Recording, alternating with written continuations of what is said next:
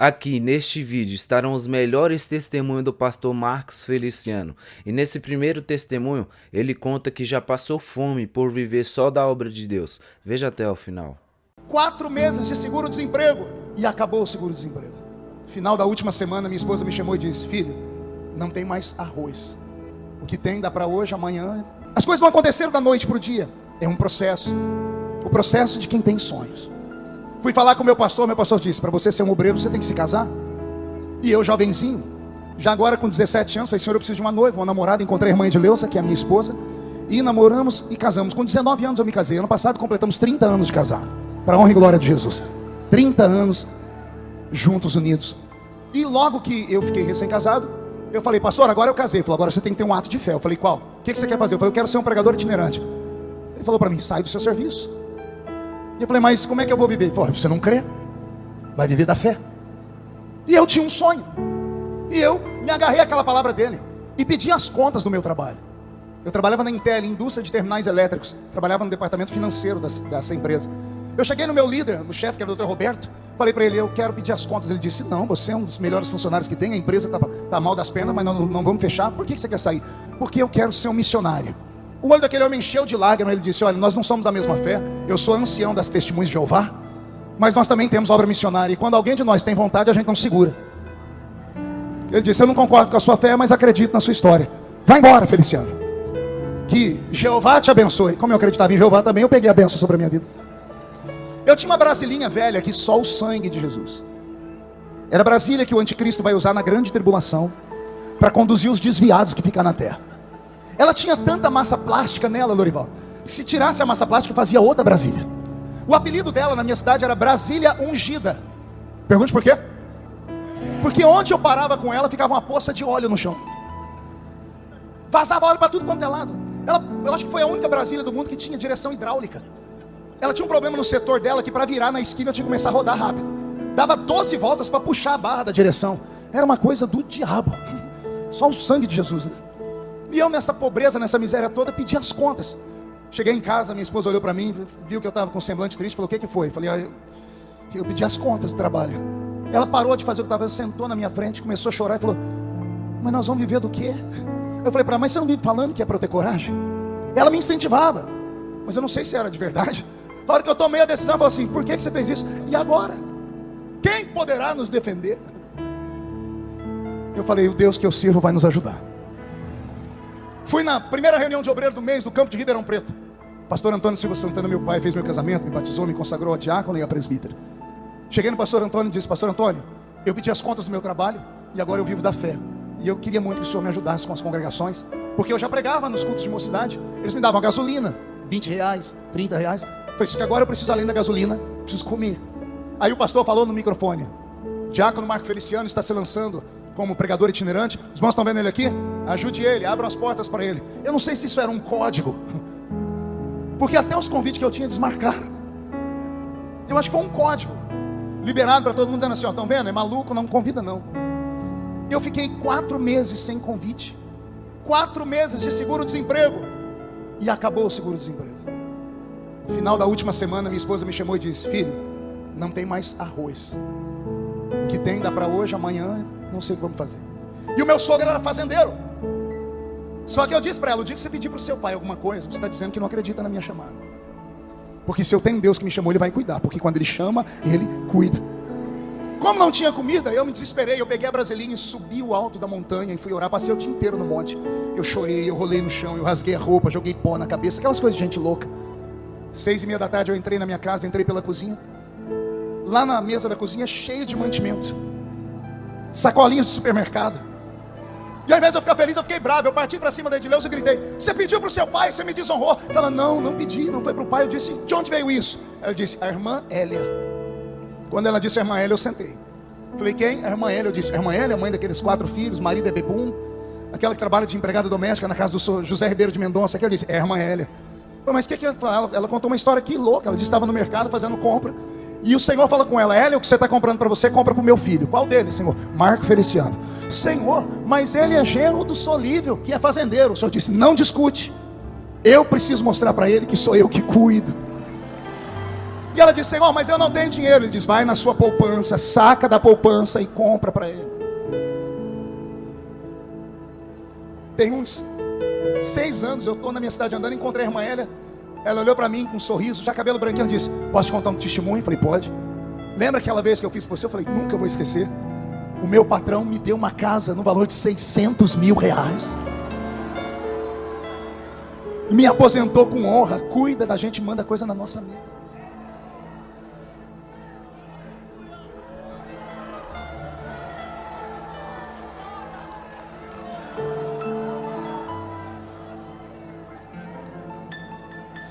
Eu dobrei meu joelho e falei: o Senhor cuida, então cuida de tudo. Aí um amigo meu me levou na reuniãozinha lá no Belenzinho, na primeira reunião da segunda-feira do mês, reunião do Belém, lá na igreja do pastor Zé Wellington. E esse meu amigo me pagou o almoço. E na hora do almoço tinha um pastor do lado dele, pastor Newton. Era pastor no Jardim Eulina, lá em Campinas, estava construindo a igreja. E o Newton ouviu a minha história, que eu estava sem convite, que eu pedi um emprego, que eu tinha pedido as contas. Ele olhou para mim e disse assim: você vai pregar domingo na minha igreja? Não sei quanto eu vou lhe dar, mas pode ir que a gasolina eu garanto e você não volta de mão vazia. Eu jejuei a semana inteira, foi a primeira vez que eu saí como um itinerante. Cheguei na igreja, o pastor me levou para o púlpito. Uma igreja estava em construção ainda. Eu não sabia pregar, não tinha essa eloquência, não tinha essa capacidade de articulação de Bíblia. Eu era só um sonhador. Eu estou sentado no púlpito da igreja dele. De repente eu olho na frente da porta, vem entrando 3 homens. Um está sendo arrastado pelos outros 2. Eles se ajeitam no banco. O culto prossegue. Quando ele me deu a palavra, eu comecei a pregar. 10 minutos de palavra, deram um grito dentro da igreja, mas tão alto que a igreja inteira parou e eu tomei um susto. Quando eu olhei no meio do corredor, um homem partiu do fundo da igreja, veio correndo, subiu no púlpito e agarrou o microfone da minha mão. Os diáconos não conseguiram segurar ele, a igreja entrou em transe. Eu não sabia se era louco, se era bêbado. Eu não sabia o que fazer, eu fiquei em choque. O homem agarrou o microfone e deu uma rajada de língua estranha. E falou: vocês lembram de mim? Eu estava no hospital morrendo até hoje cedo. O pai foi me buscar lá porque o médico deu alta e disse: leva para morrer em casa. Último estágio da meningite. Os nervos do corpo dele já não funcionavam mais, ele se arrastava. Ele ficava com a língua para fora babando. Era um homem que entrou arrastado por 2 dentro da igreja. O pai e o tio levaram ele para o culto. O pai me trouxe aqui hoje. E enquanto o culto estava indo, eu só estava aqui tentando prestar atenção, que eu não tenho articulação de mais nada. Esse moço aqui começou a pregar, eu não entendia nada que ele pregava, mas de repente, eu olhei aqui do meu lado e eu vi um homem de fogo. Ele pegava fogo do pé, fui levantando a cabeça, tinha fogo até na cabeça dele. Ele fez assim para mim. Levantou a mão e botou a mão na minha cabeça. O fogo estava na mão dele, pegou da cabeça e foi até os pés. Foi destravando tudo. Eu dei um grito e estou aqui curado. Acabou o culto. Não teve como eu pregar mais. A notícia esparramou: tem um menino aí que Jesus usa em cura. Mas eu nem tinha orado para Jesus curar. A agenda abriu em Campinas, Hortolândia e Sumaré. Essas 3 cidades mataram a minha fome por 1 ano. Hortolândia, Sumaré e Campinas. E eu louvo a Deus por todos aqueles irmãos das igrejinhas que me levaram. E eles me deram a chance de começar a ficar conhecido. Um belo dia, sabe Deus como isso foi acontecer. Eu fui parar aqui no estado do Paraná, vizinho de vocês, uma cidade chamada Mauá da Serra. Uma cidadezinha desse tamanho, só tinha uma rua asfaltada na época. Quando o ônibus parou e eu vi aquela cidade, eu disse: eu não tenho chamada não. Os pregadores pegam em grandes eventos, olha onde eu vim parar, Mauá da Serra. De repente eu passei na frente da igreja, eu pedi perdão a Deus, porque a igreja era o único monumento da cidade. Era uma igreja para 1.500 pessoas sentadas. A cidade tinha 3 mil membros, tinha 3 mil habitantes. A metade era tudo de crente. E as 2 famílias mais ricas congregavam na igreja. E as 2 famílias brigavam para ver quem dava o dízimo maior. Por isso que a igreja era rica, tinha todas as coisas grandes. Eu estou pregando no culto, entra pela porta do culto um homem forte, bonito, cabelo preto, usando brilhantina, de terno, gravata. Eu falei: eu já vi esse homem em algum lugar, mas não sabia quem era. Quando termino de pregar, descobri que era Mateus Jensen. Saudoso irmão Mateus Jensen, dono da rádio Marumbi, que depois vendeu a rádio Marumbi para o pastor Cisino Bernardino. Mateus me ouviu pregar e ele tinha um aparelhinho que ele transmitia o culto via rádio. E quando ele colocou no meio da minha pregação a minha mensagem pelo rádio, pastor Zilmar, o Paraná inteiro parou para ouvir. E começou a chover a ligação no rádio dele dizendo assim: onde é que vocês conseguiram essa pregação do pastor Mauro Ferreira? Quem foi Mauro Ferreira? Maurinho Ferreira foi um dos maiores pregadores do Brasil. Estudou ao lado do pastor Idecaso Takayama, lá no IBAD, no estado de São Paulo. Maurinho morreu num acidente de carro com a dupla Otoniel e Osiel, irmãos de Osés de Paula. Eles cantavam e Maurinho pregava. Um acidente de carro ceifou a vida dos 3. E a minha voz era parecida com a dele, e o jeito de pregar era igual ao dele. Mateus Jensen era um caçador de talentos. Foi ele que deu para o Brasil, através da sua emissora, Eram Sem Ovelhas. Ele gravou Mara Lima, ele gravou Júnior, Canarinhos de Cristo, os cantores de antigamente, aqueles que nós crescemos ouvindo. Tudo graças ao irmão Mateus. E o irmão Mateus olhou para mim e disse assim no final do culto: você tem talento, que meu telefone não para de tocar. Ele tinha um celular que pesava uns 5 quilos. Aquele celular que dava problema na coluna, você tinha que trocar hora na cintura de cá, hora de cá. Ele falou assim: eu quero você me ajudando num sonho dos meus filhos. O ano que vem vai ser um ano político, e os meus 2 filhos serão candidatos a deputado federal e estadual, e eu quero que você me ajude a fazer a campanha deles na igreja. E eu, santarrão, disse: eu falar de política no púlpito? Ele disse: não, você não vai falar de política, você só vai pregar. Você só prega e o resto é com a gente. Eu falei: então o senhor me deixa orar primeiro? Eu sem agenda. Veio a agenda e eu dispensando. O senhor me deixa orar? Ele disse: pode orar, está aqui meu telefone. Eu saí dali, fui em um evento em Uberlândia, numa extensão dos Gideões Missionários da última hora, numa manhã missionária. Alguém lá ficou sabendo que eu era de Orlândia, pertinho de Uberlândia, me deram o microfone. Eu falei 5 minutos. No meio da palavra levantou uma diretora do círculo de oração e disse: assim diz o Senhor, anote, dentro de um tempo, e metade de um tempo, eu vou abrir uma porta, e eu sopro o seu nome pelo mundo todo. Cheguei nos irmãos mais conhecidos. O que é um tempo? E metade de um tempo? 1 ano e meio. Fiz os cálculos. Os cálculos davam exatamente no mês de setembro, que antecederia a campanha eleitoral do ano seguinte. Eu falei: será? Fui orar. Orando ao Senhor, o Senhor disse: pode ir.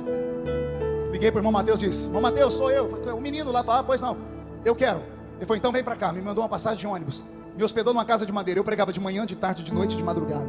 Eu preguei no estado do Paraná inteiro. E ele falou para mim: você tem algum sonho, garoto? Eu falei: eu tenho. Qual? Pregar um dia nos Gideões Missionários da última hora. Aí ele falou para mim: se os meus filhos ganharem, tá feito.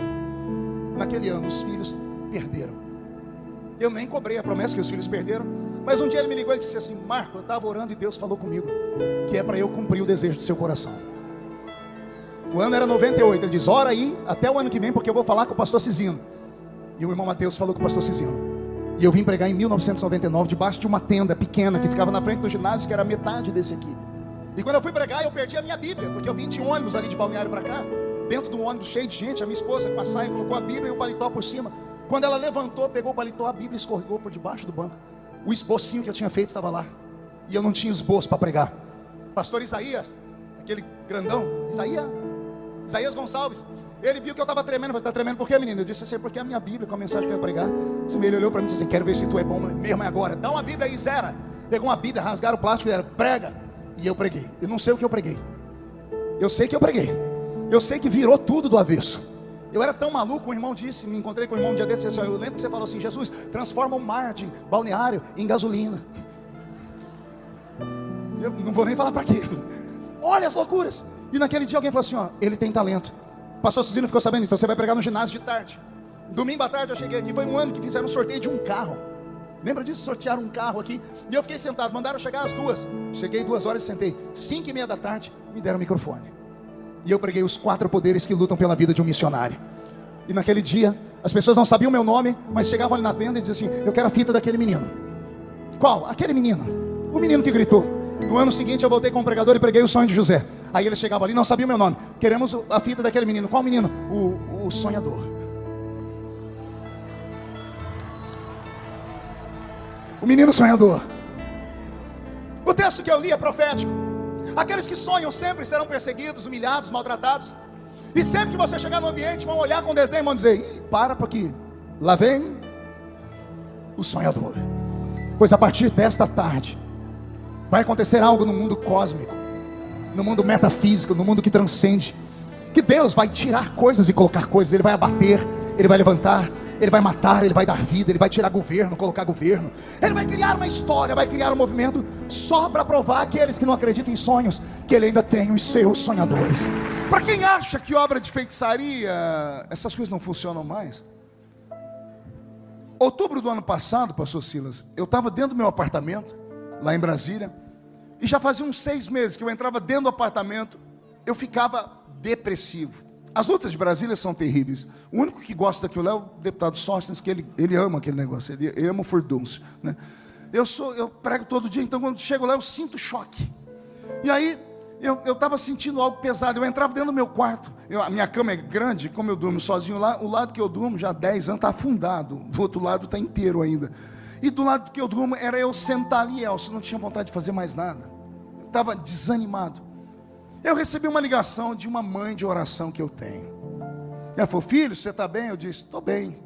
Ela disse: como é que está o seu espírito? Eu disse, está aqui. Ela falou, você ainda acredita que Jesus faz coisas? Eu disse, acredito. Ela falou, chama o Roberto. Ela sabe que o Roberto mora comigo. Vai vocês dois lá no seu quarto, não se assusta, viu? Falei, por quê? Ela disse, levanta o seu colchão do lado que você dorme. E eu levantei o colchão. E do jeito que eu levantei, eu soltei e corri para um canto. O Roberto foi lá e catou um coração grosso, com 6 agulhas fincadas dentro. Quando nós abrimos, tinha uma terra fedida, com pedaços de ossos. Aí ela falou assim, achou? Eu disse, gaguejando, falei, achei. Ela falou, isso aí é uma obra de feitiçaria. Eu disse, vou mandar a empregada embora, a nossa colaboradora, porque quem entra aqui no quarto? Só eu, o Roberto e a moça que uma vez por semana vai lá limpar. Ela disse, não mande embora. Não foi ela. Eu falei, foi quem? Ela disse, isso materializou aí. É difícil explicar. Como é que nós, homens modernos, gente que faz faculdade, poliglotas, que malham seus corpos nas academias, vamos acreditar que feitiçaria pesada existe? Existe contra um pastor ainda?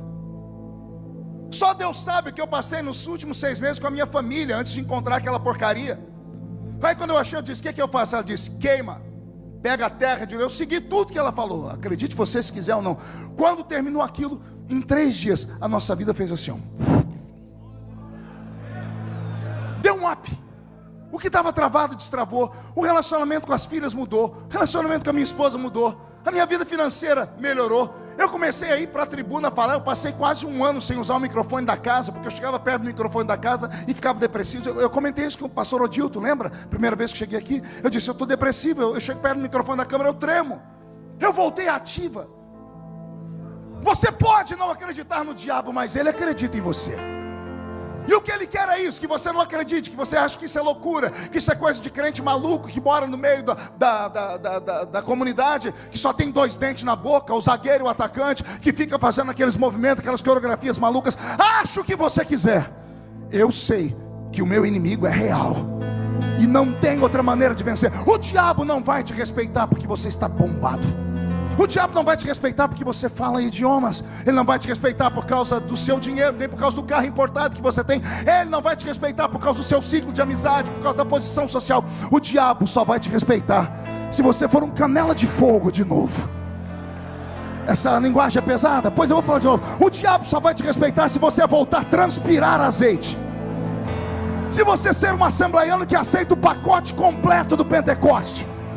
Qual é o pacote completo do Pentecoste? Aqueles louvores que nós ouvimos aqui de guerra. É você levantando a mão para cima agora. É você dando glória a Deus. O que não pode é você ficar me olhando com essa cara feia, parecendo que foi batizado num pote de vinagre.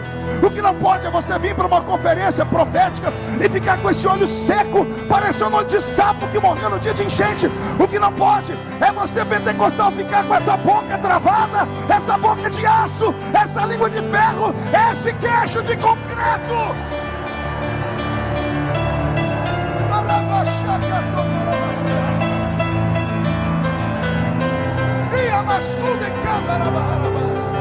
E eu fiquei com depressão profunda. Eu, pregador do evangelho, que sempre imaginei que depressão profunda tinha a ver com o mal, o maligno, depois descobri que o maligno usa a depressão, mas a fonte original não é o maligno, mas sim uma enfermidade na alma, uma doença no espírito. Quando eu aceitei Jesus como Salvador e Ele me deu essa vocação para pregar a sua palavra, quando eu recebi a unção e a autorização para ministrar o seu evangelho, eu pensava sinceramente que a unção iria me blindar de tudo e contra tudo. E eu descobri que a única coisa que a unção me blinda é contra a morte. Por que eu estou dizendo tudo isso?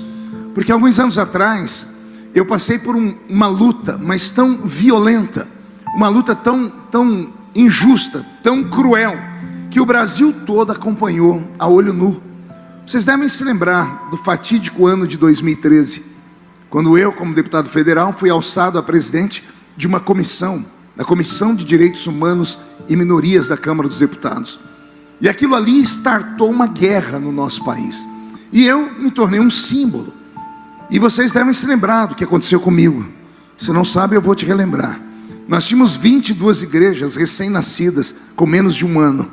14 igrejas foram fechadas da noite para o dia, porque ativistas progressistas saíam de suas casas, movidos a dinheiro, pão e mortadela, e montavam barracas na frente da igreja onde eu estava pregando e no ministério que Deus me deu, Bispo Saulo. E era terrível, porque quando começava o culto, eles tiravam a roupa e ficava um bando de gente nua, pelada, na frente de uma igreja cristã. A gente chamava a polícia dizia: não podemos fazer nada, é a livre manifestação.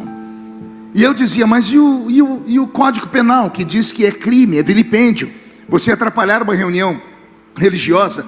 E eles diziam assim: nós não podemos fazer nada, porque é uma multidão, se a gente fizer qualquer coisa pode ter um linchamento público. E por conta dessas situações, 14 igrejas minhas foram fechadas da noite para o dia. Em uma das nossas igrejas, na cidade de Franca, eu cheguei com a minha família. Minhas filhas menores tinham 8 e 9 anos de idade. E quando eu parei na porta da igreja, juntou um grupo de quase 50 ativistas que tiraram a roupa e esfregaram os órgãos genitais na cara das minhas filhas. E a polícia assistindo. E ninguém fazia exatamente nada. A minha esposa contraiu uma doença. Ela contraiu a síndrome do pânico, uma doença psicossomática. Por 2 anos ela dormiu sentada, porque quando ela deitava, a glote fechava e ela sentia a ânsia da morte. E por várias vezes corri com ela para o hospital. A família foi atacada. Uma filha minha mais velha, fazia universidade aqui no Brasil. De repente, o nome da minha filha foi parar em todos os grupos que haviam de WhatsApp dentro da escola. Quem vazou o nome da minha filha, nós não sabemos. Veio lá da diretoria, veio lá da secretaria. Ela tinha um sobrenome que naquela época era ruim: Feliciano. Imagine uma menina, o que sofreu dentro da faculdade. Eu tive que tirar minha filha da faculdade naquele tempo. E foi graças a um amigo meu, porque quem tem amigo não precisa de dinheiro, né? Um grande amigo nos Estados Unidos que ficou com pena e disse: eu estou mandando a passagem, manda sua filha para cá porque eu vou cuidar dela. E minha filha foi cuidada por 1 ano. Eu aguentei calado humilhações que poucos aqui dentro suportariam. Eu apanhei literalmente dentro de aviões. Eu apanhei em shopping center. Eu apanhei na rua. Para ir a Brasília eu não podia ir de avião, nem de ônibus. Eu tinha que entrar de carro para ir trabalhar, rodar 800 quilômetros, porque em todos os lugares que eu parava, eu era atormentado. Em mais de 60 países do mundo, onde havia uma embaixada brasileira, havia manifestações contra mim naquela embaixada. Por 3 meses, eu me tornei um pária aqui no Brasil. Alguém deve se lembrar disso. Tudo comigo ia para o Jornal Nacional, Fantástico, Cabrini, Luciana Gimenez, Amaury Júnior, Ratinho, tudo que você imaginar, de todos os programas. E eu aguentei aquilo. E muita gente aqui deve ter perguntado: como é que o senhor aguentou? E outros até quando assistiam, choravam. Eu recebi muitas manifestações de apoio e as pessoas falavam assim: como é que o senhor aguenta? Eu queria ter essa força. Então aprenda, eu não tinha força nenhuma, mas o que eu represento era maior do que aquilo que eu era. A minha vontade era brigar. Eu não tenho sangue de barata nas veias. A minha vontade era falar tudo aquilo que estava entalado aqui dentro, mas qualquer ação minha tinha uma reação maldita, e o reino de Deus seria prejudicado. A igreja seria exposta à humilhação e ao vexame. E o que eu fiz? Me calei. E eu fiquei com depressão profunda. Eu, pregador do evangelho, que sempre imaginei que depressão profunda tinha a ver com o mal, o maligno, depois descobri que o maligno usa a depressão, mas a fonte original não é o maligno, mas sim uma enfermidade na alma, uma doença no espírito. E não há remédio que cure a alma, não há remédio feito por homens que cure o espírito. Só existe uma maneira de curar a alma. O remédio é esse livro aqui. Porque está escrito: a palavra de Deus é viva e eficaz. É uma espada aguda de 2 fios, que vai na divisão da alma e do espírito. Somente esta palavra cura o homem. Depressão profunda. Cheguei à seguinte conclusão: o que é a depressão profunda? Ela é um acúmulo de frustrações de um passado que você não conseguiu resolver, somado a frustrações de um futuro que ainda não existe, mas que você fica pensando nele dioturnamente. É você deitar na cama e ficar pensando: como vai ser a vida do meu neto? Em que mundo a minha netinha vai viver? Como será daqui 5 anos? E se mudar o governo? E isso e aquilo? Isso cria uma ansiedade. Soma-se a essa ansiedade todas as frustrações de um passado que você não conseguiu resolver, e apimente tudo isso com traumas provocados por pessoas que deveriam pelo menos te respeitar, mas não te respeitam, porque o pensamento delas é maior dentro delas do que aquilo que você possa imaginar ser para ela. Então, quando tudo isso acontece na nossa vida, a nossa alma adoece, e quando a alma adoece, a vontade de viver se esvai. É horrível, é terrível. Eu que sempre fui vivaz, sempre fui bem expansivo, contador de histórias. Bispo Saulo me conhece há muitos anos, sempre alegre, sempre com um sorriso nos lábios, sempre vencendo tudo. Agora eu estou deitado em uma cama, esperando a morte, não querendo tomar banho, não querendo me trocar, não querendo conviver comigo mesmo em detalhes, sem saber o que está acontecendo aqui dentro. E aí vem a esposa e diz: você tem que ir no médico. Eu disse: ir em qual médico? Sendo a figura que eu sou nesse país, onde todos me odeiam. Quem é que vai me tratar com isenção? E o medo das pessoas descobrirem. E para achar um psicólogo crente foi uma tortura. E quando eu falei com o psicólogo, depois de muita insistência da minha esposa, ele disse para mim: você era como um copo de água cheio, e bastou uma gotinha de água para que o caldo todo entornasse. Eu aguentei demais, guardei tudo dentro do peito, e de repente algo fez com que aquilo estartasse. E eu confesso aos irmãos, eu não desejo para o meu pior inimigo uma pessoa estar com depressão profunda. A minha casa virou um velório. Eu moro numa casa que só tem mulheres, e sou apaixonado por elas, e lá eu sou muito querido. Eu não queria conversa com ninguém. A comida perdeu o sabor, o perfume perdeu o cheiro, as cores perderam o brilho, e eu pedi a Deus a morte. Um belo dia minha esposa entrou no quarto com o celular e disse: olha, tem um amigo seu ligando. E eu não queria conversar com ninguém, já havia dito que eu não queria falar com ninguém, mas ela insistiu muito. Quando eu atendi, era um amigo meu que mora lá em Israel. Ele é um judeu, nascido em Israel, mas filho de brasileiros, que fala muito bem os 2 idiomas, é um empresário bem sucedido. E ele ficou sabendo da minha história. Eu até fiquei com raiva, como é que a história chegou lá do outro lado do mundo. E ele disse: olha, eu estou sabendo o que você está passando, eu quero te dar um presente. Eu falei: qual? Eu quero tirar você do Brasil e sua família. Vem passar uma temporada aqui em Israel. Eu vou mandar tudo para você, passagem, hotel, tudo. Quando eu fui falar não, as meninas, minhas filhas, entraram no quarto, fizeram aquela carinha de choro, né?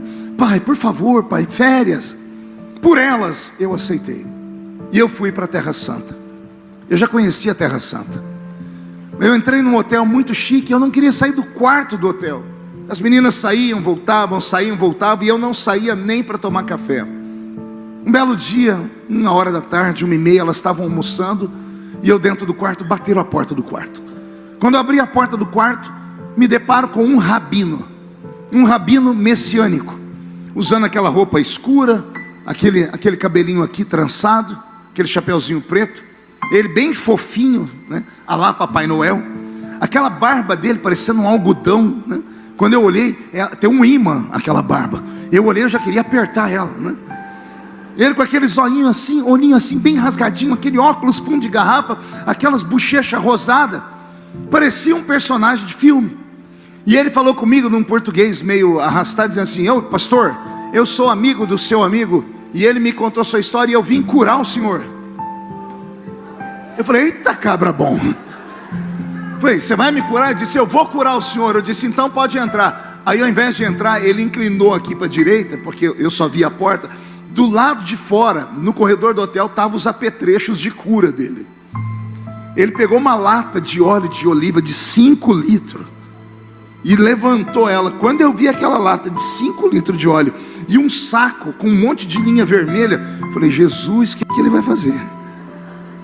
Eu fui entrando já imaginando ele abrindo aquela lata e me jogando um óleo em cima da cabeça, porque é isso que esses crentes meio malucos fazem, né? E eu falei, o que você vai fazer? Ele disse, eu vou ungir seu quarto inteiro. Eu disse, pode ungir. E eu fiquei sentado na cama vendo ele. Gente, onde tinha 1 metro quadrado, ele ia lá e passava óleo. Ele foi botando esse negocinho vermelho, que ele ia amarrando na mala. Ele era um judeu messiânico, meio cabalista. Ó, que não dá nem para explicar o que ele era, né?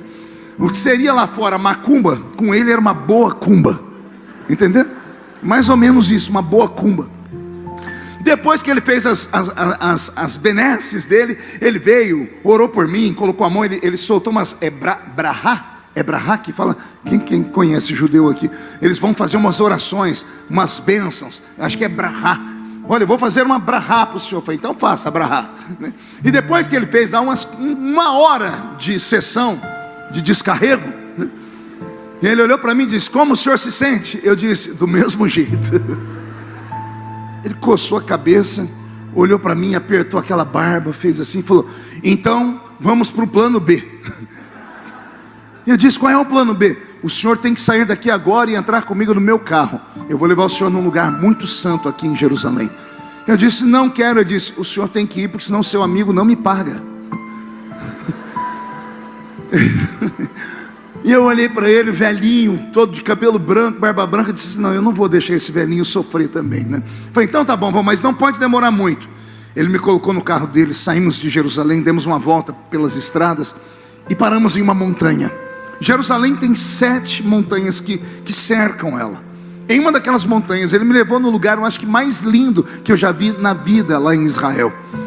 Ele me colocou num ambiente que dava para ver Jerusalém inteira. Eu vi o domo da rocha, aquela cúpula dourada. Eu vi a cidade de Davi. Eu vi o horto. Eu vi ali o jardim do Getsêmani. Eu vi a cidade inteira. Deu para ver partes do muro das lamentações. Era um quadro, uma visão linda. Aí ele falou para mim, sente aí, pastor, contemple. Eu sentei e fiquei contemplando. Ele sentou do meu lado. E ele começou a mexer naquela barba, olhando, e o sol foi esquentando. E lá assim, depois da 1h30, 2 horas, 54 graus na sombra. E eu comecei a fritar. Aí ele olhou para mim e disse assim, o senhor parece que está com calor? Eu disse, não, é impressão sua. É claro que eu estou com calor, 54 graus. Ele falou, então, a gente já podia ir embora, mas antes eu quero fazer uma pergunta para o senhor. Eu falei, pode perguntar. Se o senhor, com esse calor que está sentindo agora, pudesse citar um texto da Bíblia, que texto o senhor citaria? Eu olhei para ele, sorri e disse, vem à minha mente. Assim como a corça anseia pelas águas tranquilas, assim a minha alma suspira por ti, ó grande Deus. Ele olhou para mim, abriu um sorriso e ele falou, o que Davi está dizendo? E eu falei, Davi está dizendo que está com sede. E ele falou para mim, e Davi está com sede do quê? Eu disse, alô? Sede de água. E ele falou, e se eu falar para o senhor que Davi não tinha sede de água? Se eu lhe contar uma história que o senhor nunca ouviu, o senhor teria paciência de me ouvir? Eu falei, teria, porque eu sou curioso. E ele me contou uma história de Davi que moveu a minha alma e me arrancou daquele sofrimento que eu estava vivendo. E eu quero repartir essa história com vocês aqui. Amém? Roberto, mude a música. Ele me disse que Davi sempre foi um menino problema. E isso é contado do ponto de vista do judaísmo. Davi é um judeu estranho, porque ele habita dentro de uma família, no meio de uma casa, onde as pessoas não se parecem com ele. A Bíblia Sagrada vai desenhar Davi para nós, dizendo que ele era um homem de pequena estatura, enquanto seus irmãos tinham a altura de rei. O rei Saul era o homem mais alto em Israel, acima do ombro dos judeus. Já leram isso? Era o homem mais alto, se destacou em altura.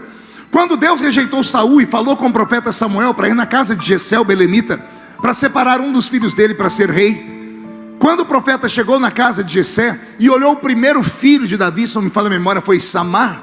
Quando ele olhou e disse, já tem o rei. Por quê? Porque Samar era alto, da altura de Saul. Quando ele foi ungir o menino, Deus disse, não é esse. Aí entrou o segundo filho. Samuel não teve dúvidas. Então é esse, porque também tem altura de rei. Deus disse, não é esse. Entrou o terceiro. Entrou todos e Deus disse, nenhum desses é rei. Eles têm aparência de rei, mas não têm coração de rei. E então o profeta pergunta a Jessé, acabaram-se os seus filhos? Acabaram-se os mancebos? E o nosso irmão Jessé, envergonhado, é obrigado a dizer, tem um ainda. E onde ele está? Está lá no campo trabalhando. Ele está trabalhando no campo onde estão as ovelhas malhadas. Não é Jessé que diz isso, é Deus que vai escrever isso na lápide de Davi mais tarde, dizendo, eu te chamei de trás, não ouvi, de trás das malhadas. E só quem estuda muito a Bíblia, a cultura judaica, vai entender que a ovelha malhada não é a ovelha que tem a lã manchada. Ovelha malhada eram ovelhas marcadas por anomalias físicas. Ovelhinhas que nasciam com 3 patas, 5 patas, 2 cabeças, 1 olho, sem pele. Eram ovelhas que nasciam com má formação. E os judeus respeitavam tanto que ao invés de matar a ovelha, cuidavam dela e esperavam que a morte as levasse. E é para esse grupo de ovelhas que Davi vai pastorear. E o judeu me disse, o rabino, as casas grandes tinham 2 apriscos. Um ficava na frente da casa. Para quem passasse pelas ruas, os transeuntes parariam ali para negociar e comprar as ovelhas perfeitas. As ovelhas malhadas ficavam atrás da casa grande, geralmente em uma ribanceira escondida, porque eram monstros, eram feias. Mas mesmo sendo monstrinhos, com má formação congênita, alguém ia lá dar comida para eles.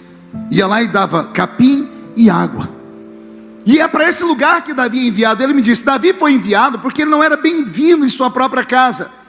Ele é um menino loiro, ruivo, numa casa onde só tem judeus caucasianos morenos. Ele é um menino de baixa estatura, enquanto seus irmãos são gigantes por causa do DNA do pai. Ele tem um aspecto gentil, enquanto seus irmãos são judeus puro sangue, com queixo quadrado, nariz adunco e tudo mais. Se você acha que eu estou falando demais, depois digita aí no Google, imagem do rei Davi por Michelangelo, o gênio da Renascença. Você vai ver Michelangelo desenhar um Davi que parece um grego, cabelos encaracolados. Já viu a imagem? Aquela imagem de um Davi peladão? Está ele lá peladão, é a imagem mais famosa que tem, está lá na Capela Sistina. Então ele tem lá o cabelo encaracolado, o narizinho dele é bem feitinho, um rostinho a lá gregos. O Davi, que nasceu na casa de Jessé o belemita, é diferente de todos, inclusive no seu próprio DNA. E naquela época, quando o profeta ia visitar uma família, o profeta não ia sem antes mandar um mensageiro na frente, porque o profeta representava Deus. Então vinha na frente o mensageiro e dizia, o profeta vem aí. Aí as pessoas colocavam a casa em ordem, tiravam a bagunça, preparavam um banquete para o profeta, porque não podia receber o profeta de mão vazia. Então quando anunciaram que o profeta estava indo na casa de Jessé, Jessé deu um jeito de tirar de casa o problema. E o problema tinha nome, Davi. E Davi é um adolescente, e ele sabe que está sofrendo preconceito em casa. Ele sabe que vai ter festa, porque ele sentiu o cheiro da comida, ele viu a mãe dele se arrumar, e os irmãos dele mais velhos já estão todos perfumados. A casa está preparada para uma festa, e ele não é convidado. Ele é convidado a se retirar da casa para ir cuidar das ovelhas malhadas. E Davi vai cuidar das ovelhas malhadas. O rabino me disse que quando Davi está diante das ovelhas malhadas, aqueles monstrinhos, e ele está triste porque ele sabe que ele sofreu preconceito em casa, Davi recebe uma visitação de Deus. E ele recebe uma revelação. E a revelação que ele recebeu fez ele sentar debaixo de um zimbro, pegar a sua harpa, dedilhar a sua harpa e construir o poema mais lindo que ele já escreveu. Davi olhou para aquelas ovelhas e Deus disse para ele, se essas ovelhas com defeito, se essas ovelhas que ninguém quer, tem um pastor, você também tem, Davi. Por isso ele escreveu, o Senhor é o meu pastor. O Senhor é o meu pastor e nada me faltará. Havia um problema entre Davi e a sua família. E como Davi tinha um problema com o próprio pai, Davi queria e precisava da aprovação do pai para continuar vivendo. A vida é assim. Por isso que precisamos de um pai e de uma mãe. A mãe, ela é o colo. A mãe é a paixão. O pai é a aprovação. Uma criança, para crescer de uma maneira perfeita, pelo menos intelectualmente, ela precisa da aprovação do pai e do beijo e do abraço da mãe.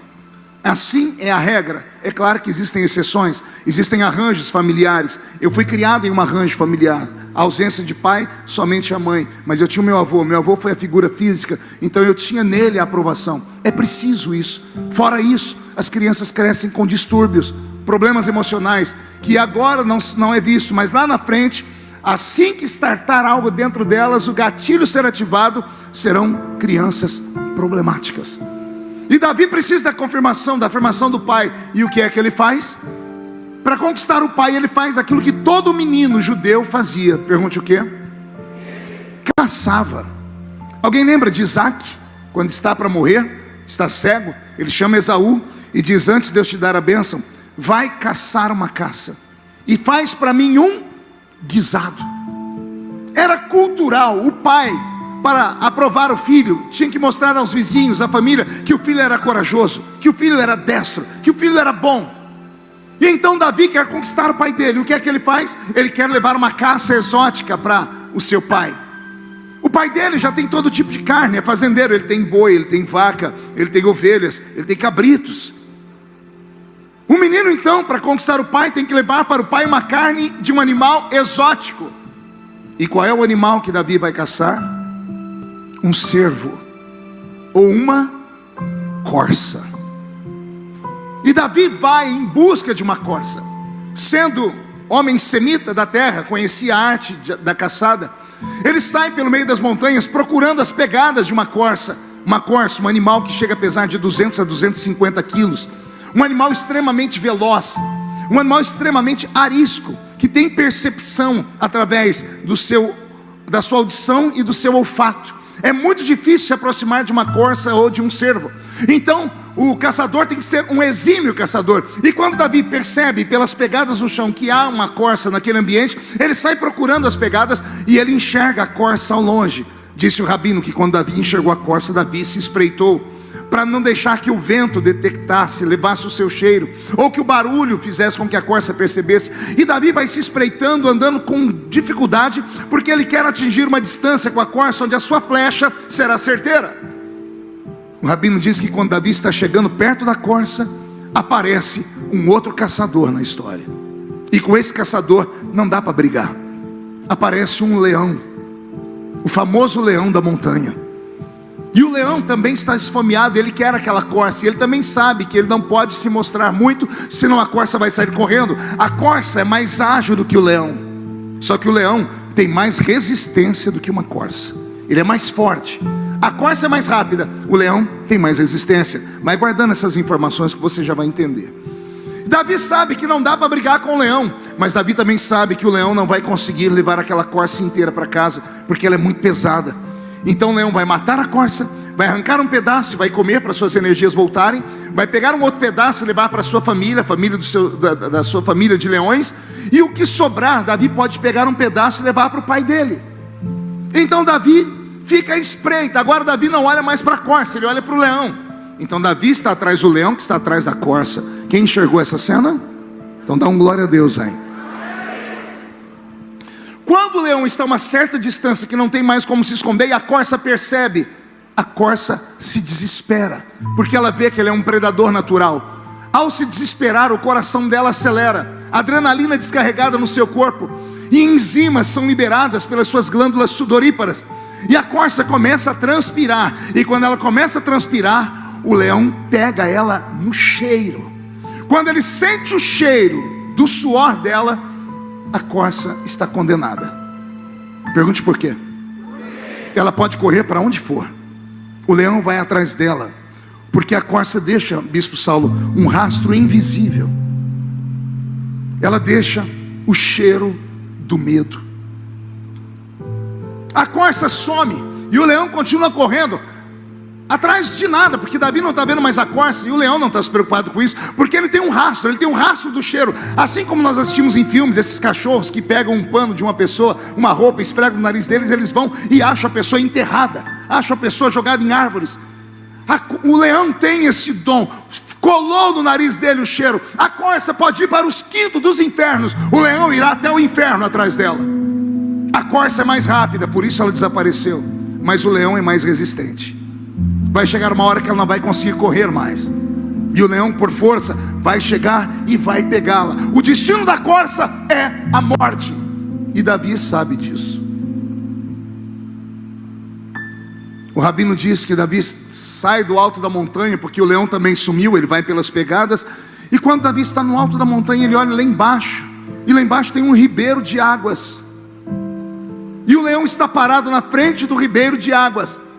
Parado, cabeça erguida, fungando à direita, à esquerda, procurando o cheiro da corça. E o cheiro sumiu. E o leão agora tem que agir por instinto, escolher esquerda, direita, ou voltar para casa frustrado. E Davi espera o leão sumir, e o leão some, e Davi também está frustrado. Só que como ele correu muito, ele é obrigado a ir lá beber água. E quando Davi se curva no ribeiro e está bebendo água, ele ouve um barulho a uns 5, 6 metros dele, numa moita de capim, de plantas. E quando Davi olha, quem é que se levanta de trás da moita? A corça. A corça se levanta. Davi prepara o arco e a flecha, porque ele está perto dela. A corça se levanta, mas não fica parada. Ela se sacode. E quando ela se sacode, ela joga água para todos os lados. E Davi esconde a flecha. E Davi começa a chorar.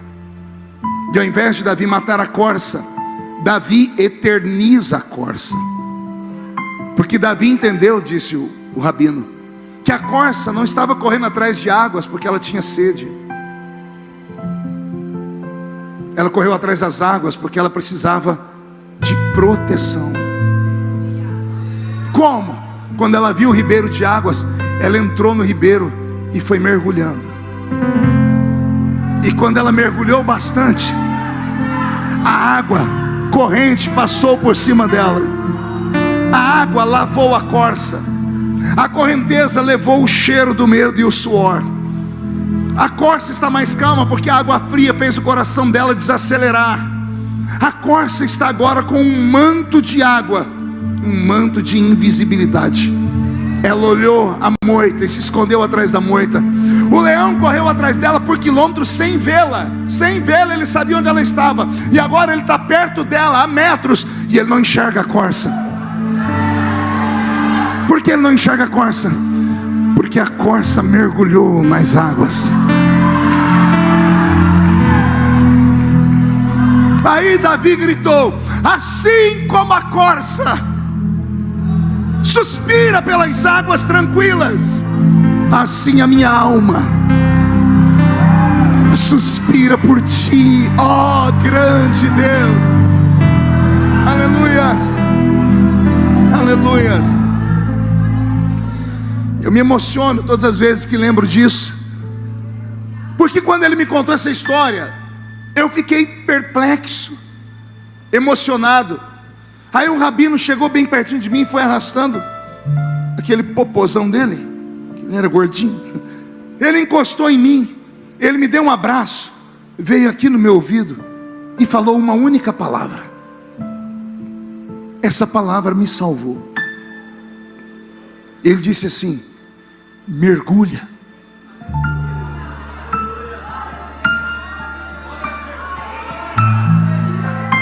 Mergulha. As águas estão aí, se joga nelas. O seu predador vem até aqui, nas águas ele não tem força mais. O Senhor vai te colocar um manto de invisibilidade. Eu estou profetizando agora. Algumas pessoas, quando terminar essa Santa Ceia, vão voltar para casa e estarão invisíveis. Esta semana o diabo não vai te achar. Seus inimigos vão te procurar e não vão te achar. As pessoas vão tentar contra a sua vida e não vão encontrar. Vão perguntar: o que aconteceu? Foi chá de sumiço? Não, é que você mergulhou nas águas, e as águas te deixaram invisíveis. E o diabo não terá poder nem sobre você, nem sobre os seus filhos, nem sobre a sua casa, nem sobre os seus negócios, nem sobre os seus sonhos. Eu estou profetizando. Se alguém acredita, pegue a profecia.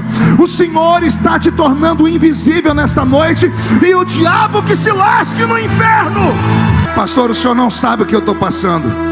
Eu não sei, mas eu tenho certeza que já passei por coisa pior, e eu estou aqui vivo. Como o senhor conseguiu, pastor? Eu coloquei nas mãos dele. Entrega o seu caminho ao Senhor, confia nele, e o resto ele fará por você. Hoje é um dia muito difícil para mim. Eu sou filho único e enterrei a minha mãe, e eu só estou aqui porque eu aprendi com ela que primeiro vem a devoção.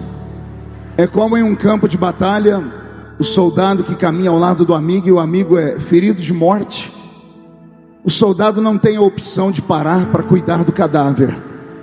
Ele tem que caminhar e lutar, e depois da guerra, aí você chora a morte dos soldados que se foram. Como é que eu suporto as lutas? Como é que alguém que sepulta a mãe sendo filho único consegue sepultar a mãe, entrar no avião e vir pregar no congresso? É simples. Eu não enterrei a minha mãe, eu enterrei uma carcaça. A minha mãe não partiu hoje, ela partiu ontem. E eu não sei se você ainda acredita em dons. Minha mãe partiu às 4h20 da tarde. 4h21. Eu abri meu celular e uma irmã de oração, uma mãe de oração, me mandou uma mensagem assim: acabei de ter uma visão. Eu vi a sua mãe sendo escoltada pelos anjos. Ela estava vestindo roupa branca. Ela disse: os anjos cantavam dizendo: eis aí chegando a mãe do ungido. Ela disse: eu vi a sua mãe dançando, e um trono de luz, e alguém com o braço aberto dizendo: vem, Lúcia, porque você já conseguiu terminar a sua missão. O que me faz ficar aqui não é gana por microfone, porque eu tenho agenda no mundo inteiro, graças a Deus. Eu prego há mais de 30 anos. Eu recebo 100, 150 convites por dia para pregar. Eu já preguei em quase 100 países do mundo e mais de 4.000 cidades do Brasil. Eu não estou aqui por causa de agenda, embora fique muito feliz e muito honrado de me convidarem e lembrarem de mim. Eu sei que tem uma safra nova, mas se lembraram de mim é porque ainda tem alguma coisa aqui dentro que eu possa repartir com você. Eu só consegui firmeza e ficar em pé até agora porque os meus pés estão fixados em uma rocha. E como é que meus pés foram fixados? Os meus pés não foram só fixados na rocha, eles foram cimentados na rocha. Como é que foi esse cimento? Louvor, oração, revelação, noites de vigília, leitura da palavra, escola bíblica dominical, culto de doutrina, culto de ensaio, culto da mocidade, culto ao ar livre, evangelismo em cadeia, evangelismo em hospital. Eu sou um assembleiano puro sangue, e assembleiano puro sangue não é o Maria vai com as outras. Ele conhece a realidade do mundo espiritual, e ele sabe que Deus ainda pode levantar pessoas. Eu sou da velha guarda, eu cresci numa igrejinha pequena. Os meus pastores, os meus líderes, eram homens que não sabiam ler nem escrever. Tinham 2 dentes na boca, o zagueiro e o atacante. A maioria era analfa de pai, e os que sobravam era beta de mãe.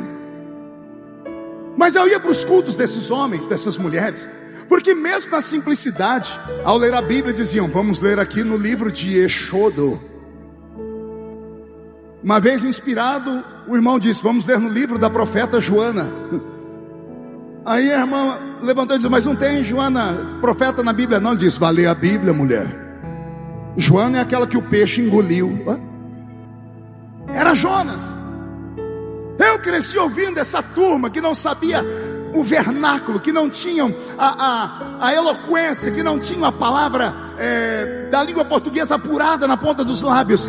Mas quando essa turma dobrava o joelho para orar, quando essa turma começava a gritar, porque os cultos eram barulhentos, não era como hoje que a gente precisa do estímulo de uma música, do estímulo de um ritmo mais forte, não.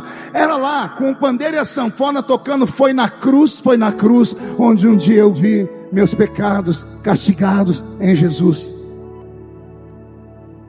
Eu, novo convertido, não parava de ir em nenhum culto. Eu ia de segunda a segunda na igreja. Pergunte por quê? Cada culto para mim era um espetáculo. Eu só não tinha direito a assistir o culto comendo pipoca e tomando guaraná.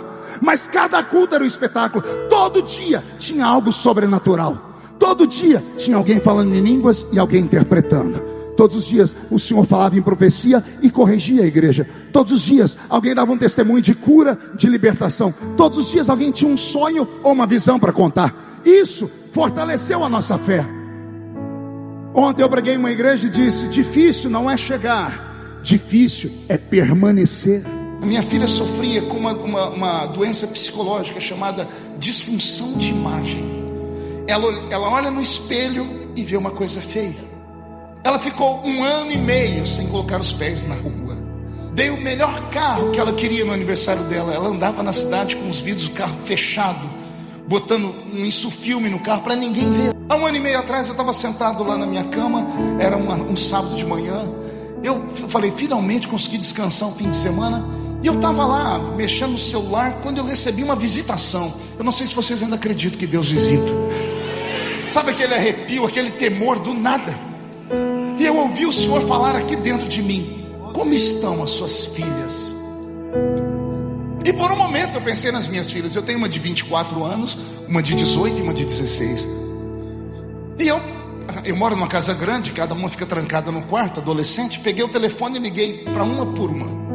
Falei, tá tudo bem, tá tudo bem, tudo bem. Desliguei. Daqui a pouco dobrei o joelho e fui orar por elas. E o Senhor falou para mim: você já falou de mim para suas filhas? Eu falei, elas me vêm pregar. O Senhor disse, não, você já contou as suas histórias para suas filhas. E o Senhor falou comigo, você falou do Deus da sua infância para suas filhas. Eu fui tomado pelo Senhor. Liguei para elas de novo e insisti, papai quer orar com vocês. Elas deixaram o que estavam fazendo, entraram no quarto. Eu disse, só que eu não quero orar aqui, eu quero que vocês vão orar comigo no monte. Ela, como assim, papai? De noite? Eu falei, não, agora. Mas agora, 1h da tarde, sol quente. Eu falei, exatamente. Mas por quê? Eu falei, porque eu preciso mostrar para vocês onde tudo começou. Eu olharam uma para outra, uma combinou, outra não queria, daqui a pouco resolveram. Liguei para minha esposa e disse, as meninas querem ir comigo no monte. Fomos todo mundo para o monte. Chegamos lá, não é monte, lá no interior de São Paulo não tem montanha, é uma clareira no meio do mato lá. Aí eu cheguei lá, 1h30 da tarde, falei, foi aqui que tudo começou. Sentei elas no banco e contei a história de como Deus pegou um cortador de cana e colocou ele onde ele está hoje. Falei para elas que eu cresci ouvindo presbíteros que não sabiam falar direito.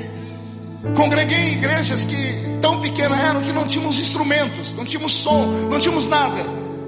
E cresci ouvindo profecias que saíam de vasos de honra. E todas elas se cumpriram para a honra e glória de Jesus. Quando eu terminei de dar esse briefing, pastor Abel, eu disse, agora nós vamos orar. Cada uma ajoelhou, as minhas 4 mulheres. Quando eu fui ajoelhar, o Senhor falou comigo, você fica de pé. Você vai orar pela sua família e defender sua casa. Eu entrei numa oração de guerra, como há muito tempo não tinha orado. Começamos a orar, era 2h30. Eu terminei de orar, era 3h30, 4 horas. Eu estava suado. Eu gritava, eu esburrava as árvores. Eu gritava com o diabo dizendo, na minha casa não. E eu reivindiquei a minha família. Eu disse, Senhor, eu prego há mais de 30 anos, preguei em mais de 80 países do mundo, e eu ganhei e ajudei filhos de crentes pelo mundo inteiro. Eu não quero perder as minhas filhas e a minha casa. E depois que eu orei desse jeito, eu desabei em pranto. Eu caí e chorei muito. As meninas levantaram, vieram, me abraçaram e choraram comigo. Foi um momento de comunhão muito lindo. Quando eu terminei aquilo, eu falei, agora nós vamos orar para ir embora. E a minha filha mais velha, ela era o meu desafio. A minha filha mais velha, embora seja linda, não sei se alguém me acompanha nas mídias sociais, já deve ter visto, a Karen é linda, mas ela sofria, ainda não está sendo gravado, né? A minha filha sofria com uma doença psicológica chamada disfunção de imagem. Ela olha no espelho e vê uma coisa feia.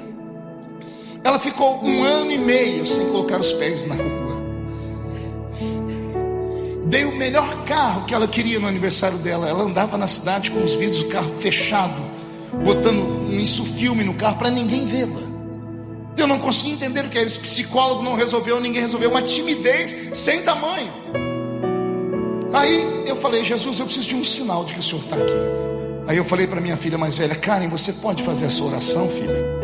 Pedi para ela fazer uma oração, era pedir para morrer. Ela tímida, inclusive com a família. Ela olhou para mim e começou a chorar e disse, o Senhor me ajuda, pai? Ei, é o pastor Marco Feliciano que está falando. Ajudei seus filhos. E a minha filha pedindo oração para orar. Me ajuda a orar, pai? Eu falei, te ajudo, filha. Ela agarrou a minha mão, Abner, e começamos a orar. Ela orava e parava e chorava. Uma palavra, orava e chorava. Daqui a pouco essa menina deu um grito. E ela disse assim: Deus do meu pai, Deus do meu pai, se revela para mim também. Me dá 1% do que o Senhor deu para o meu pai, para eu te conhecer como meu pai te conhece. Eu caí de joelhos, eu agarrei as pernas dele, eu disse: filha, não é 1%, meu Deus vai te dar o dobro. Eu falei: me perdoa por ter cuidado da igreja no mundo e esquecido de você, esquecido da minha casa, das minhas filhas. Eu orei com as minhas filhas naquele dia. Deus fez uma obra tão grande, mas tão grande, que ontem à noite minha filha me ligou e disse: papai, eu recebi um convite para ir pregar em Moçambique, na África. O senhor vai comigo? Eu disse: eu vou, mas vou ficar sentado na plateia, porque eu quero ouvir Jesus te usar. A única coisa que eu fiz não foi levar minha filha para os livros de Freud, embora sejam muito bons. Eu não levei ela nos maiores psicanalistas, não precisei contratar um coaching. Eu levei ela para o monte, lá onde a gente sai parecendo um porquinho do meio da terra, onde a gente grita. E ainda tem crente, esses crentes que são extremamente importantes, acham que quem vai em monte é tudo maluco, desequilibrado. Aliás, eu acho que a gente é maluco e desequilibrado mesmo. Porque o que Paulo está falando para a igreja de Corinto é um princípio de loucura. E eu encerro aqui. Paulo está dizendo que Deus ama quem é esquizofrênico. Porque esquizofrenia é uma loucura, é uma disfunção mental, é um falsete na psique. E o que é que um doente mental faz? Ele vê o que ninguém vê. Uma pessoa que está vendo vulto, interna. Olha, eu estou ouvindo vozes, escuto o que ninguém escuta, interna. Está todo mundo com frio e a pessoa morrendo de calor. Está todo mundo com calor e a pessoa morrendo de frio. Você não está normal, não, vai no médico. O que está acontecendo com essas pessoas? Elas veem o que ninguém vê, elas ouvem o que ninguém ouve, e elas sentem o que ninguém sente. Eu acho que Deus tem um pacto com os malucos aqui nesta manhã. Que esta palavra te encha de fé. Que quando você sair desta convenção, você entre na rua da sua casa e determine aos demônios que mandam naquele quadrado que lá tem dono. Que você é embaixador do reino de Deus. Você tem imunidade diplomática. Onde a planta do seu pé pisar, Deus te dará por herança. Eu profetizo a falência do império das trevas no estado do Rio de Janeiro. E profetizo que na rua da sua igreja, da sua casa, não ficará Zé Pilintra, Zé Pilantra, Chucaveira, Tranca-Rua, Preto Velho. Haverá um reavivamento e a glória de Deus vai possuir a sua igreja. E se você crê nisso, dê um grito de glória a Deus. Aí as pessoas me perguntam: pastor, o senhor passa por tanta luta, mas o senhor sempre tem um sorriso, o senhor sempre tem uma palavra de ânimo. Me conta o seu segredo. História. Uma das vidas que essa igreja mudou foi a minha. Eu pedi para o pessoal das mídias deixarem preparados uns vídeos. Com quem é que eu converso aqui? Foto número 1. Conhece esse garoto aí? 1972. Menino bastardo. Porque foi assim que o cartório chamou. Filho sem nome de pai. O nome do meu pai é um risquinho. Um dia um idiota num banco colocou o nome do seu pai. Eu disse: aqui é um tracinho. Ele disse: tracinho do quê? Ele achou que o nome do meu pai era tracinho mesmo, infeliz. Esse bebê nasceu com 8 buracos na cabeça, por isso bonezinho. Feitos pela agulha de tricô de uma mãe solteira, criança, órfã, que não tinha perspectiva de futuro nenhum. Aí as pessoas me perguntam: pastor, o senhor passa por tanta luta, mas o senhor sempre tem um sorriso, o senhor sempre tem uma palavra de ânimo. Me conta o seu segredo. História. Eu tenho história. Eu tenho memórias. E eu sei de onde vim. E por isso sou grato a Deus todos os dias onde cheguei. Tenho tudo que quero? Não tenho, mas tenho tudo que eu preciso. E até aqui me ajudou o Senhor. Olhe para a pessoa do seu lado e pergunte para ela: e você? Tem memórias?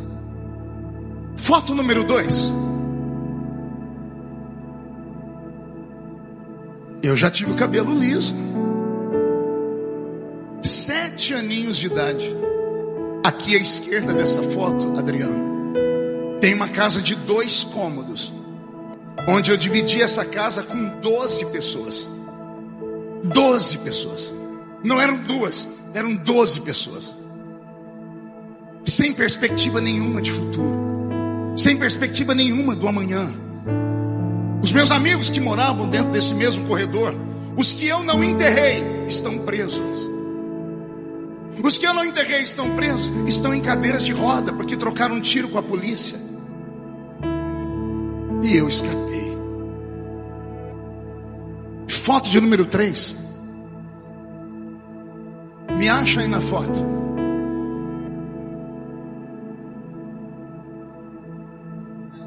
Olha eu. Pior não é isso. Eu casei com essa moça. Olha o tamanho dela perto de mim. Ela me viu crescer. A gente começou a namorar. Minha rua tem muito buraco. Eu trocava de lugar com ela. Disse: não, senão o povo vai achar que eu sou menor que você. Não deixava ela usar salto alto. Ali eu estou na casa do presbítero, irmão Jonas. O irmão Jonas foi o pregador do culto que eu me converti. Eu não sei o que ele pregou até hoje. Eu sei que ele dava uns pulos. Ele envergava a perna assim. Eu olhei e disse: eu quero isso para minha vida. E eu fui na casa dele, no aniversário da Miriam, a filha dele. E lá nesse dia, o velho botou a mão na minha cabeça e orou por mim. Olha o tamanho que eu era. Foto sequente. Ah, é o vídeo? Põe o vídeo sem som. –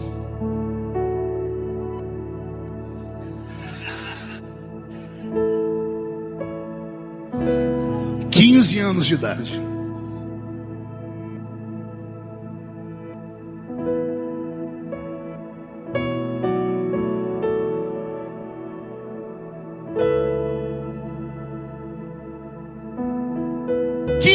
Anos de idade. Depois desse culto, encontrei uns malucos que disseram assim: ó, tem uma festa num lugar que você precisa ir. E aí eu vim para a festa. E eu encontrei um homem na festa. Põe a última foto. Vai, a última.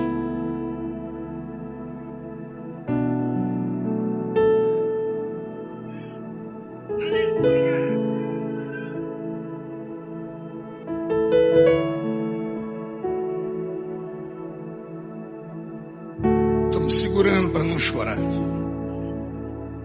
Foi essa terra que me incendiou. Foi esse lugar que moldou o meu caráter, que plantou dentro de mim sonhos. Sonhos que para um menino de onde eu vim era impossível. E os meus amigos insistiam: larga a mão disso, Feliciano. Larga a mão de ficar pulando, gritando, indo para o meio do mato orar. Você é louco.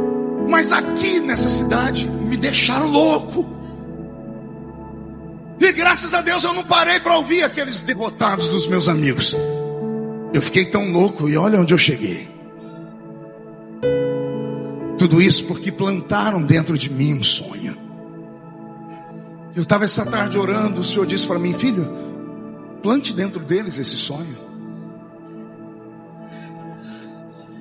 Deixa eu falar com você, moça. Com você, garoto. Quais são as suas crises? O que te faz perder o sono à noite? Qual é o seu conflito? O que te desequilibra? Que te faz às vezes chorar sozinho? E pior, você não conta para ninguém? Porque acha que as pessoas vão rir e debochar de você.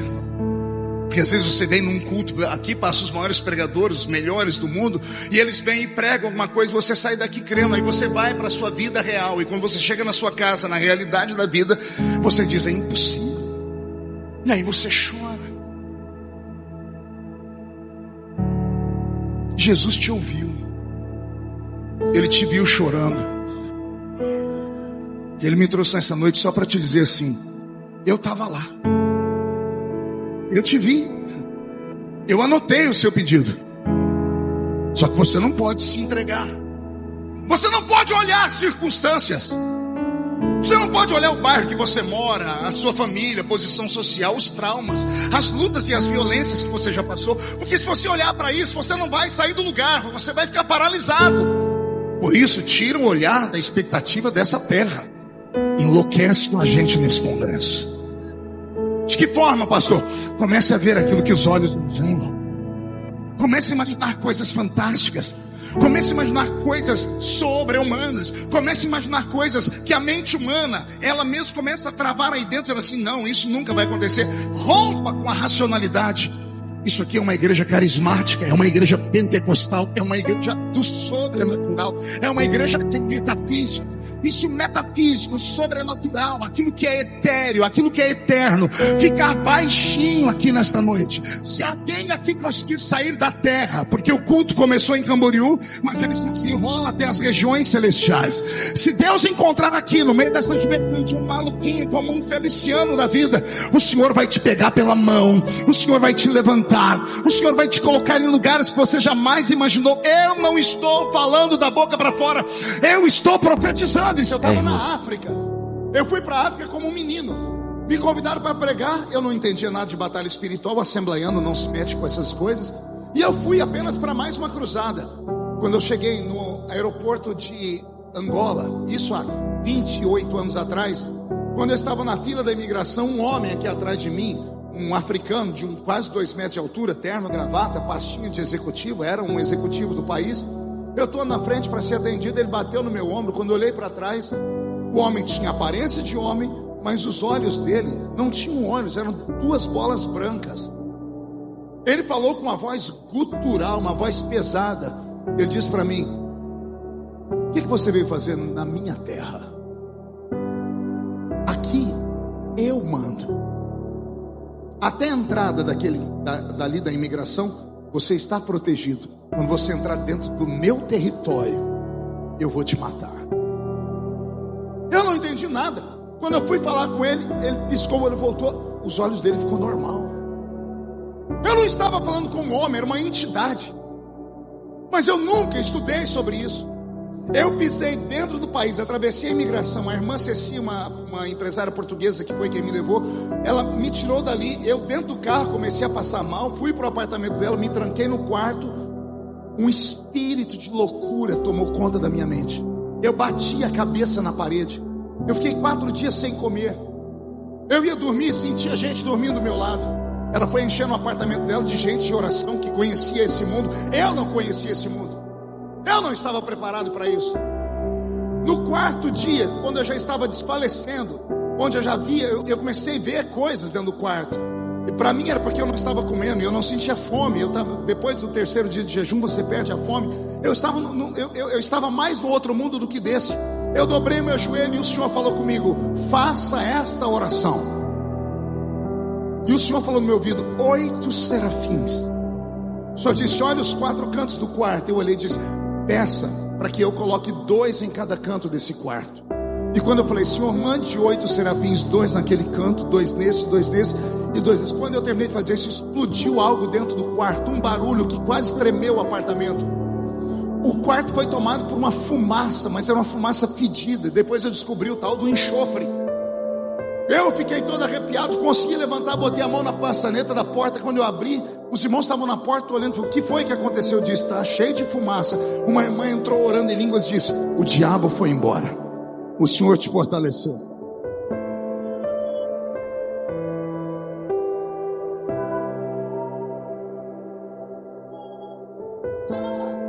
Me deram uma sopa, marcamos os dias para o culto. O primeiro culto foi numa Assembleia de Deus em Macoluce, ficava a 100 metros dali, dava para ir a pé. O país estava todo destruído com guerras, muitas pessoas mutiladas no meio da rua. Eu fui andando do apartamento dela de baixo até chegar na igreja. Se não caiu no meio da rua umas 50 pessoas endemoniadas, não caiu ninguém. Eu não falava nada, eu passava perto das pessoas, elas caíam estribuchando no chão. Eu comecei a perceber que existe de fato armas espirituais. Existe de fato profundezas espirituais que nós não conhecemos. Não conhecemos porque temos medo de entrar nas águas. Temos medo daquilo que nós não conhecemos. E eu fui me envolvendo com Deus. Naquela época, dentro de Angola, eu preguei em 40 dias. Foi a primeira vez que eu vi milagres acontecerem, ossos nascerem onde não tinham, pessoas serem curadas de forma miraculosa. Eu voltei para o Brasil com uma outra visão. Fui sentar com os meus pais, eles disseram: calma, cuidado para não ficar fanático. Comecei a fazer as minhas orações por onde eu ia. Senhor, manda anjos ali, anjos aqui. Eu fui chamado pelos pastores mais conhecidos desse Brasil. Me lembro como se fosse hoje, em São Paulo, num shopping. Marcaram comigo uma reunião numa sala fechada e disseram: olha, você tem que parar de ficar pedindo anjo na sua oração. Eu falei: por quê? Porque os anjos que você está pedindo são anjos que ficam apenas diante do trono de Deus, que são serafins. Eles não descem à terra, são anjos disso ou daquilo. E me deram uma sistemática teológica. Aí eu falei: mas se eles ficam no céu, como é que eles queimaram os lábios de Isaías? Está escrito que Isaías, no ano em que morreu o rei Uzias, eu vi o Senhor assentado no alto e sublime trono. Os anjos voavam acima do trono de Deus. E eu disse: eis que estou perecendo porque os meus lábios são impuros. E o Senhor enviou um serafim que pegou com uma tenaz uma brasa de fogo do altar e queimou os meus lábios. Eu falei para eles: Isaías foi levado ao céu ou os anjos desceram onde ele estava? Aí engasgaram, não souberam falar. Não, o negócio é assim, você para de falar isso, senão nós vamos começar a dizer nas revistas, nos jornais, que você é um herético. E eu fui falar com Deus, eu falei: Senhor, o que eu faço? O Senhor disse: vamos enganar eles. Continua orando, só não pede 8 anjos, só pede para eu mandar anjos de fogo. E por quê? Porque a palavra seraf significa aquele que arde em fogo. Ela é o prefixo da palavra serafim, ou seja, aquele que arde em fogo e é grande como um gigante. Eu continuo fazendo os mesmos pedidos, só que ninguém nunca mais me incomodou. Por quê? Porque são pessoas que acham que conhecem, mas não conhecem. O pior tipo de crente é aquele que, quando vê você falar em línguas, bater o pé no chão e diz: ó, quieta, que isso aí é coisa de menino. Se as pessoas soubessem o que acontece com um crente que leva ele para esse nível, quando ele praticamente é possuído e ele perde o controle sobre os seus membros, sobre a perna e braço, não é que ele não sabe o que está acontecendo. O crente cheio do Espírito Santo sabe exatamente o que está acontecendo, só que ele não consegue se controlar. Tamanho é o gozo, tamanho é a alegria, porque o sobrenatural divino possuiu o natural da terra. As pessoas que ridicularizam o movimento pentecostal é porque nunca experimentaram. Minha mãe foi amante de um homem por 30 anos. Ela era outra da história. Um mês antes do meu pai morrer, eu conheci a minha família, a família dele. Eu tenho irmãos mais velhos do que minha mãe. Consegue fazer o cálculo aí? Eu tenho irmãos mais velhos do que minha mãe. E foi um deles que foi bater a porta da minha casa para me procurar, dizendo que o meu pai queria falar comigo. Não havia celular na época. E eu perguntei onde ele estava. Disseram: ele está no hospital. E eu fui até o hospital. A gente não tinha comunhão, não tínhamos intimidade. E eu entrei dentro do quarto e lá estava aquele homem deitado na cama. Ele me viu, ele sentou, estava com a barriga aberta daqui até aqui, tomando soro, olhos azuis profundos, era um português. E ele falou para mim: eu te chamei aqui porque eu não consigo mais cuidar da sua mãe, porque agora eu estou impossibilitado de trabalhar. Ele pagava o aluguel da minha mãe ainda. Eu disse para ele: a minha mãe tem filhos, o senhor pode deixar aqui, eu vou cuidar da minha mãe. Mais alguma coisa? Ele: não é só isso. Eu disse: então, boa sorte para o senhor. Não havia empatia, não havia intimidade, havia só desprezo. Eu saí de perto dele, coloquei a mão na maçaneta da porta do quarto para abrir, para sair. Aquele velho falou uma palavra, como eu amaldiçoei ele. Ele não podia ter me falado aquilo. Eu nunca tinha ouvido ele falar aquilo. Ele teve tanta chance na vida para me falar, mas deixou para me falar ali. Eu botei a mão na maçaneta da porta e ele falou: filho. Ele nunca tinha me chamado de filho. Filho. Na segunda vez eu travei. Lembra que eu disse que palavras têm poder? Eu não sabia que palavras paralisavam pessoas. Quando ele me chamou de filho pela segunda vez, eu travei, eu não sabia o que fazer, eu comecei a chorar. Eu olhei para trás, ele também estava chorando. E ele me chamou para perto dele. Eu fui chegando devagarinho, devagarzinho. Ele ficou em pé com dificuldade e me abraçou. É o único abraço que eu lembro daquele velho. Eu amaldiçoei no início, mas se eu pudesse voltar agora, eu queria ficar abraçado com ele por pelo menos uns 3 dias sem parar. Eu não sabia que abraço de pai era tão importante. Eu não sabia que abraço de um genitor fizesse tanta diferença na vida da gente. Eu abracei ele e se tivesse terminado no abraço, amém, mas não, ele veio no meu ouvido e disse: eu te acompanho de longe. Eu tenho visto o que você tem se transformado. Você vai ser um grande homem ainda. Viajei.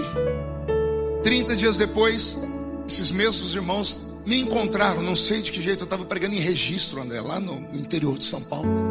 E um pastor da casa pastoral tinha telefone. Alguém me encontrou e disse: olha, tem um irmão seu aí na linha. Eu falei: irmão? Aí eu lembrei que eu conheci era o Adilson. Ele falou: Marco, você precisa voltar para casa. Eu falei: por quê? O pai entrou em coma, tem 4 dias. Nós estamos há 4 dias te procurando. Eu falei: por quê? Porque ele entrou em coma gritando o seu nome. Ele não falou o nome de ninguém, só falou o seu. Cadê o Marco? Cadê o Marco? E entrou em coma. Eu dei um jeito, voltei para casa. Cheguei de madrugada na cidadezinha onde eu moro. Eu moro em Orlândia. Vocês moram em Orlando. Aí eu tô lá na rodoviária, minha esposa me pegou, me levou no hospital. Eu entrei dentro da sala onde meu pai estava deitado. Ele estava pelo menos uns 40 centímetros menor do que 30 dias atrás. O corpo dele definhou, pele e osso, aqueles olhos abertos assim, indo de um lado para o outro. O médico chegou junto, o Dr. Mário. Eu disse: o que é isso? Ele disse: ele está tendo uma crise neurológica. Eu disse: o que é? Ele falou: ele está morrendo. Ele olhou e disse: pela carranca dele não quer ir. Ele estava com uma cara de monstro. A doença faz isso, mas tinha algo a mais. Eu falei: doutor, ele escuta? Ele disse: escutar ele escuta, mas ele não esboça reação nenhuma, ele está em coma. Aí saiu todo mundo, eu sentei perto dele, fiquei olhando para aquele homem. Aí eu chorei com gosto. Tentei lembrar, buscar flechas de memórias. Um pouquinho que vinha eu chorava. E eu olhei para ele e falei: por que nós não nos conhecemos antes? Por que a gente não teve oportunidade antes? Daqui a pouco eu senti a morte chegar dentro do quarto. Nós que somos espirituais temos percepção. O ambiente parece que foi ficando escuro. Eu fui ficando sem fôlego. Eu fechei o olho e disse: Senhor, o que é? O Senhor disse: a morte chegou. Eu disse: o que eu faço? O Senhor disse: salva ele. Falei: como? Crê no Senhor Jesus e será salvo tu e tua casa. Eu disse: mas o que eu faço? O Senhor disse: prega para ele. O médico falou que ele escuta, vai e fala, a fé vem pelo ouvir. Eu fui na orelha dele, puxei a minha cadeira. Eu preguei de Gênesis a Apocalipse. Voltei do Apocalipse para o Gênesis. Para não ter, preguei de novo e voltei. Foi mais de 40 minutos pregando para ele. Eu falei: Senhor, e agora? Deu certo? Não deu? Porque ele não esboçava a reação. Eu falei: Senhor, me dá um sinal para eu não viver com essa angústia. Deu certo? Não deu? Quando eu olhei para baixo, ele com o olho aberto, escorreu uma lágrima no canto do olho dele. Quando a lágrima escorreu, Jesus falou: já é meu. Vai chegar aqui cheirando fumaça, mas é meu. Há uma promessa sobre as famílias. Não desista da sua casa, não desista dos seus filhos, nem dos seus pais. Há uma promessa.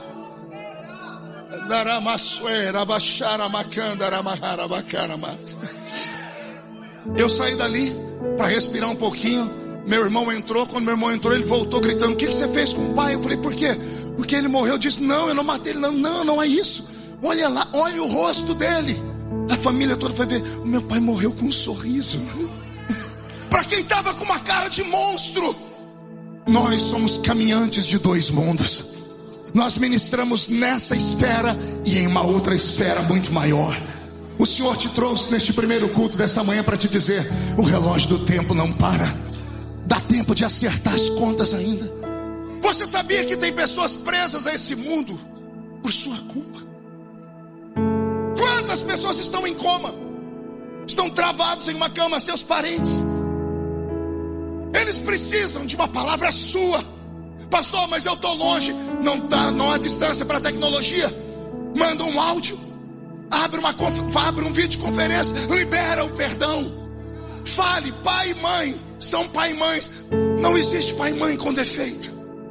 Os defeitos nós relevamos, porque são pai e mãe. O Senhor os usou para chegar aqui, pastor, mas eu nasci de um estupro mal feito. Isso na sua cabeça. Na cabeça de Deus não. Não existe ninguém aqui que é obra do acaso. Todos aqui foram escolhidos por Deus no ventre da sua mãe. Não interessa se você entrou nessa terra pela porta ou pela janela. O Senhor usou os seus pais. Libera o perdão para eles hoje.